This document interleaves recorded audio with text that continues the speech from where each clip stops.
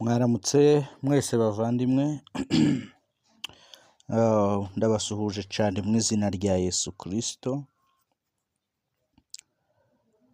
Mwebwe mukomeje kudukurikira kuri Hermon cyangwa se Harmon, Imana ibaha umugisha.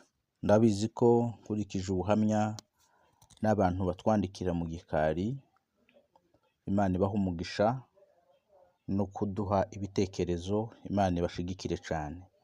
Uyu mwanya muri iki gitondo nifuje ko tuganira cyangwa se dusangirira ijambo, tuza kwibanda ku mirongo iri mu Bacamanza, ibice 6 umurongo wa 11 kugeza ku wa 14.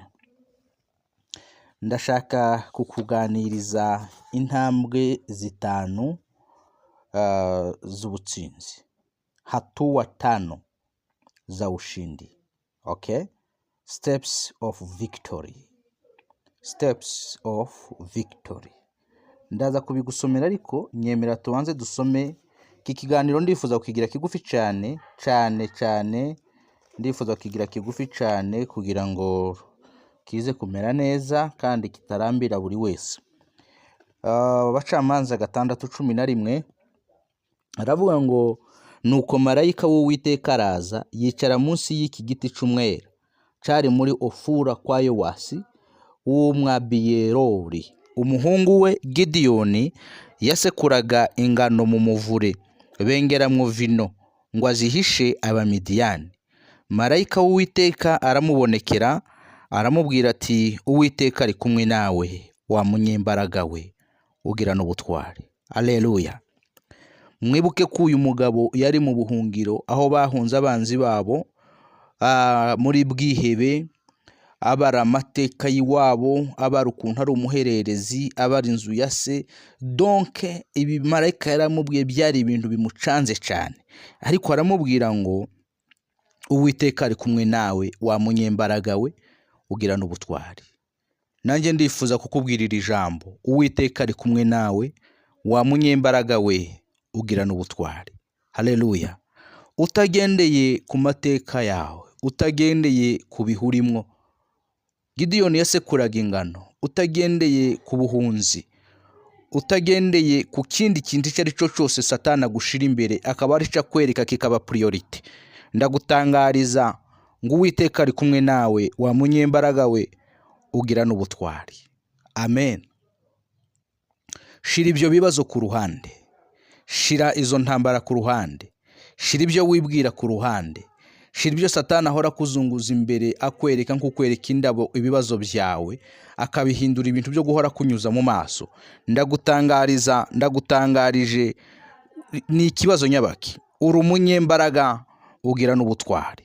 Reka gusubiza nk'uko Gideyoni yarasubije, kuko ku 13 yaravuze ngo, Gideyoni aramusubiza ati, mutware, niba Uwiteka ari kumwe natwe, niki gituma ibyo byose bitubaho?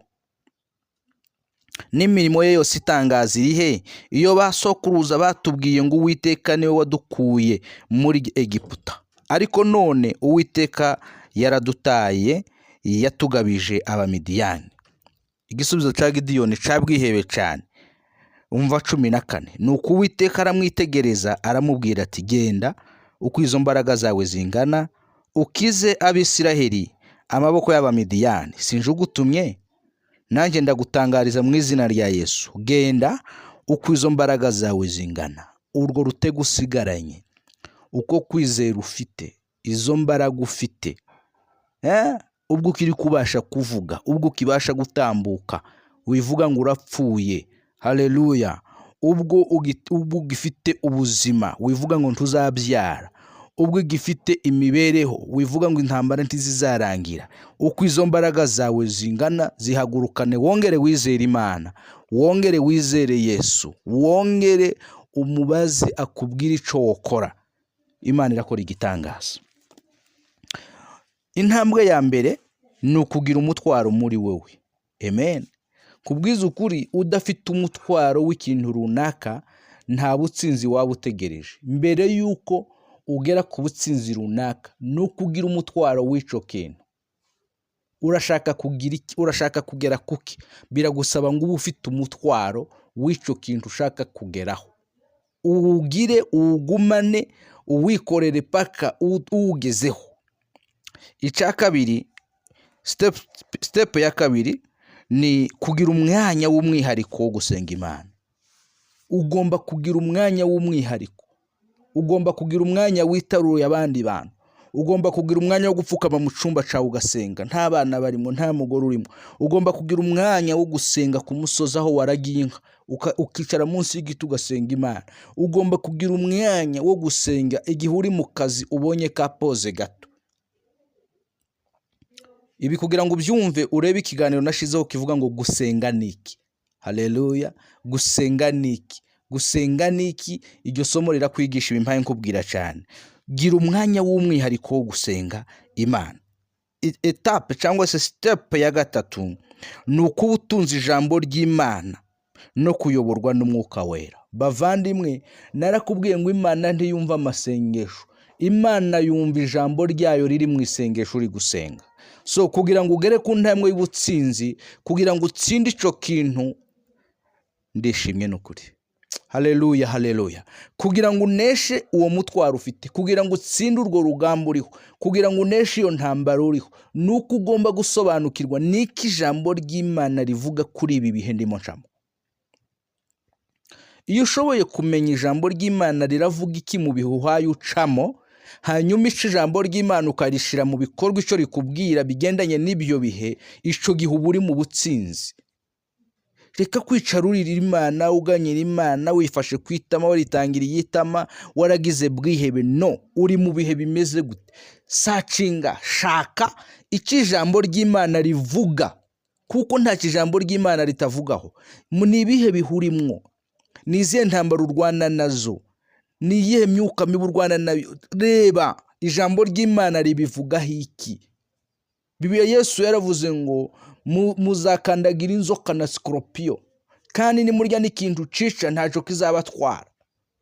Muzirukana imyuka mibi, muzirukana abadayimoni mu izina rya Yesu. Ariko wewe uraho urasa nkaho utamenye Yesu, uhora utelefone uhamagara ngo abantu baze bakwirukanira abadayimoni. Uracari kure cyane, kubera ko ufite izi imbaraga. Bibiliya avuga ngo muzahabwa imbaraga umwuka nabamanukira. Keretse Umwuka Wera ntawe ufite, ariko nimba warakuziyemwo ufite imbaraga. Amen. So kugira ngo ugere ku intambwe ya gatatu y'ubutsinzi, ni ukuba utunze ijambo ry'Imana kandi ukayoborwa n'Umwuka Wera. Icakane, intambwe ya kane, ni ukugira inyota yo kubona ubwiza bw'Imana.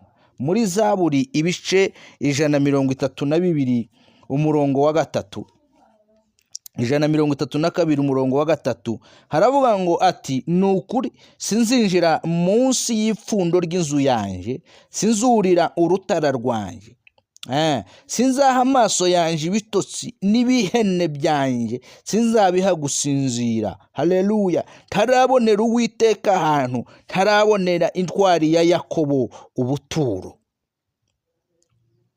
Ugomba kuba ufite inyota yo kubona ubwiza bw'Imana. Reba umutima wawe nimba ucumbikiye Imana. Reba ibitekerezo byawe ico bitekereza Imana. Muri Zaburi igice ca mbere umurongo wa mbere ukageza ku wa 3 haravuga ngo hahirwa umuntu udakurikiza imigambi y'ababi, ntagendere mu nzira y'abanyabyaha, ntiyicarane n'abakobanyi, ahubwo amategeko y'Uwiteka niyo yishimira, kandi amategeko ye niyo yibwira ku manywa na nijoro. Uwo ngo azamera nk'igiti cyatewe hafi y'umugezi, cera imbuto zacu igihe cyacu, ibibabi byacu ngo ntibyuma, icyo azakora cyose kizamubera ciza. Haleluya.